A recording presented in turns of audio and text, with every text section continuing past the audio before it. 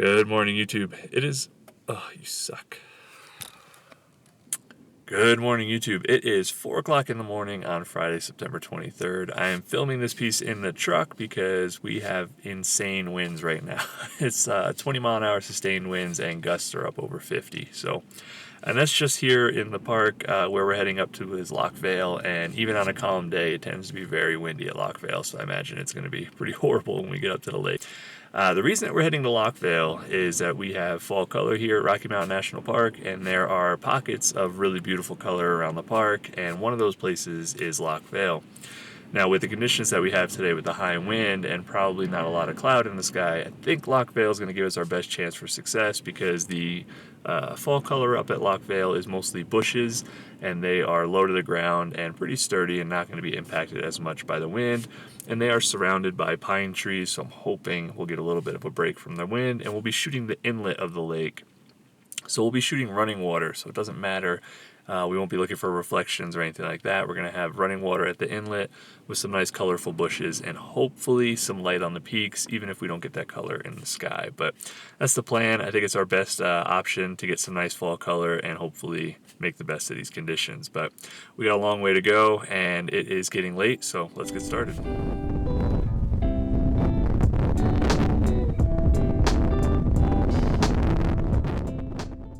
Well, I was not wrong about the wind. It was really whipping. Now, you could see here the peaks in the clouds because I have the ISO on the video camera cranked way up.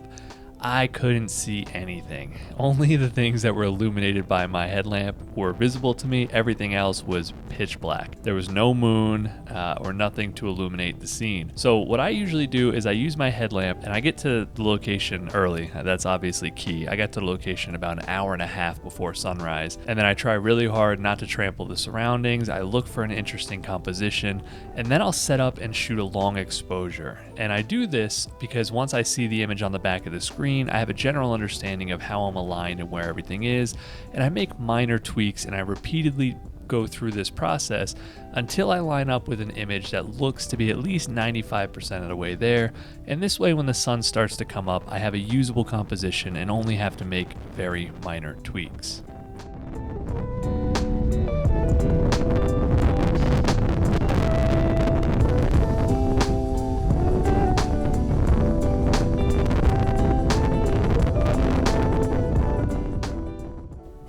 Now, if you've watched my previous videos, you're probably sick of hearing me say this, but I cannot emphasize enough how important it is to shoot in blue hour and get to your scene early. When you stand there in the pitch black and you take these images, the camera sees so much better than you do. Even looking here, seeing this deep blue in the sky and how fast these clouds are moving, it would have made for a great long exposure blue hour shot. And I did sit there and shoot, not just for aligning the composition as I mentioned, but to try and get an actual shot, and the images would have been beautiful. The running water had a nice smooth texture, and there was beautiful soft light, which you can already start to see here, reflecting off of the peaks in the clouds, and then of course the clouds were smoothed by the long exposure. The downside is, because of how high the winds were, none of the images that I took ended up being usable. After 30 seconds and 30+ mile-an-hour winds, I ended up with a fairly blurry mess. But the best way to shoot Rocky is to get to your scene early and to shoot for as long as you can.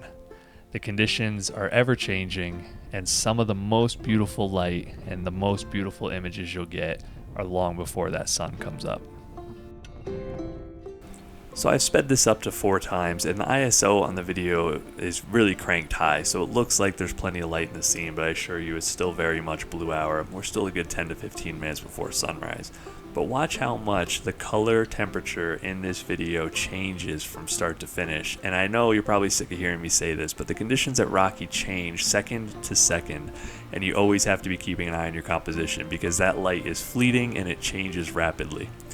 So I was hopping between 2 compositions here. I knew that we were going to get good alpine glow on those peaks, and the composition from the rock gave me a full vantage point of those peaks unobstructed, and I knew that I wanted that. However, there was no interesting foreground element or leading line to bring me into the image standing here on this rock.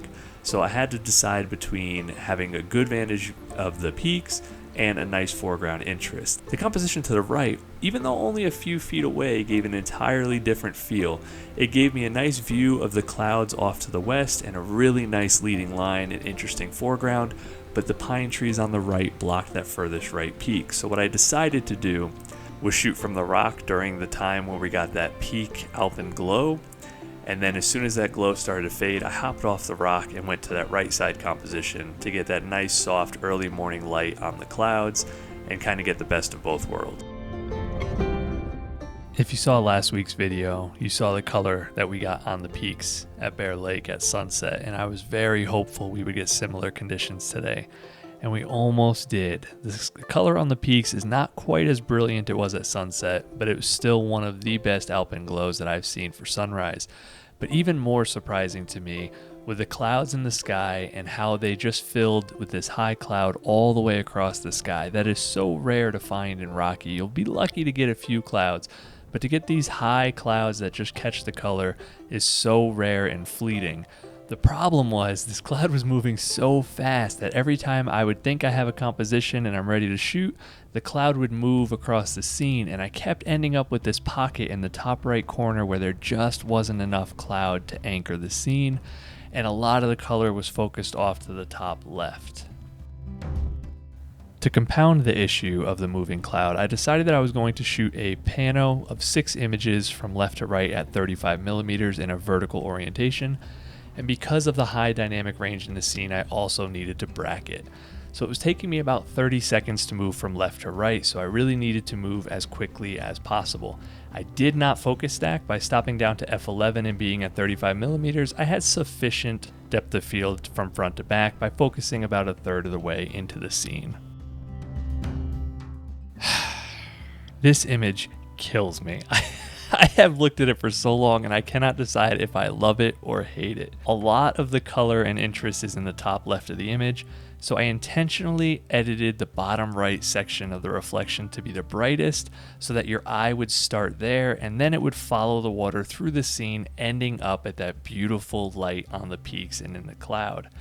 The reason I can't tell if it works is it feels like there might be a lack of balance because the left side of the image has the taller trees and the more colorful clouds, and the right side of the image just doesn't feel like it's really giving you anything. Once you leave that fall color in the middle of the scene, you're kind of left with a top right quadrant that really just doesn't offer much. I think it's going to be a beautiful print up on the wall, but I'm not 100% sure if this was the right composition or if I should have just stuck with the composition to the right.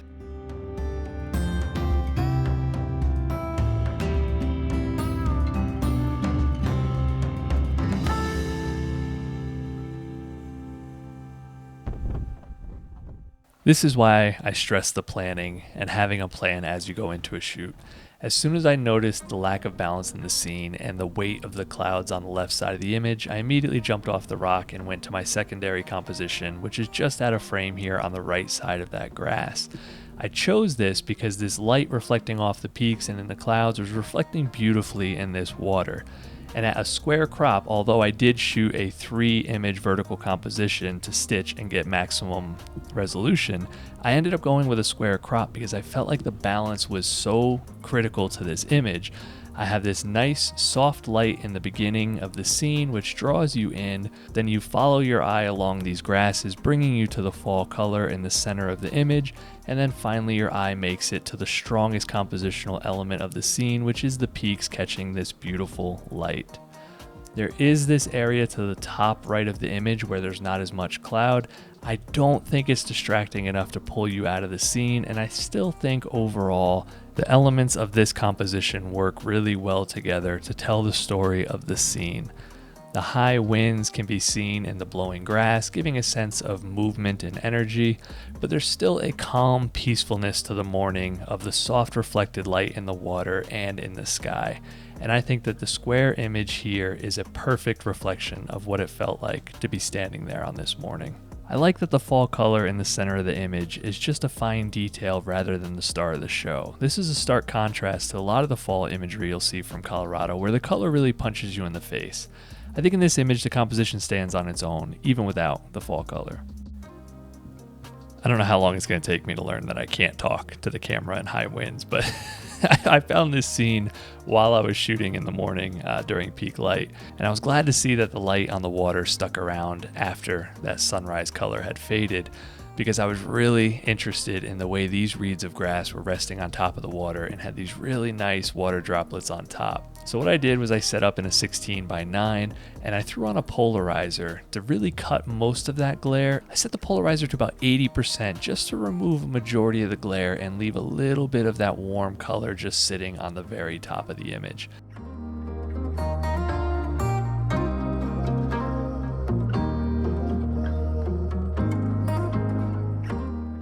It might seem crazy to go from shooting these epic landscapes to this sort of intimate, insignificant detail, but I have to say this was one of my favorite images that I've taken in a while, and I really enjoyed capturing it.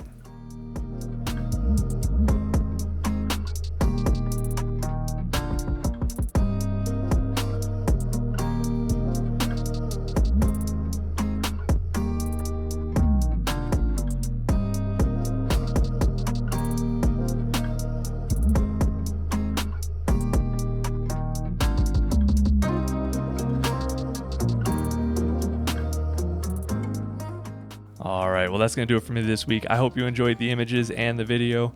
By the time this video airs, I'll have completed at least 2 more fall photography trips, and I really hope I'm not jinxing the crap out of myself by saying I think I'm going to come away with some really nice images. So make sure you stick around, subscribe to the channel, and if you like this video and the images, make sure you drop a like. Otherwise, I hope you have a fantastic weekend. Now get out there and make some images.